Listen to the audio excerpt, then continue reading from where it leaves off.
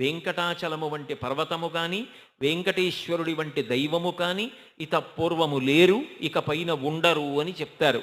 అంతటి దయామయుడైనటువంటి పరమాత్మ శ్రీకృష్ణావతారం పరిపూర్ణావతారమై మిగిలిన అవతారముల యొక్క తేజస్సునంతటినీ తనలో ఐక్యం చేసుకున్నట్టే మిగిలిన అన్ని అవతారముల యొక్క వైభవాన్ని తనలోకి తీసుకుని మహానుభావుడు కరుణామూర్తి అయి నిలబడి మన పాపములను తొలగించి ఆర్తత్రాణ పరాయణుడై ఆపదముక్కులవాడై రక్షిస్తున్నటువంటి అఖిలాండకోటి బ్రహ్మాండ నాయకుడు శ్రీవేంకటేశ్వరుడు.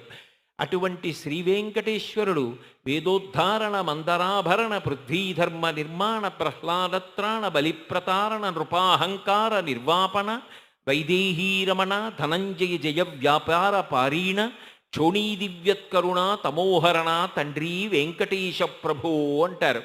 అన్ని అవతారముల యొక్క తేజస్సు ఆయనలోనే ఉంటుంది. అందుకే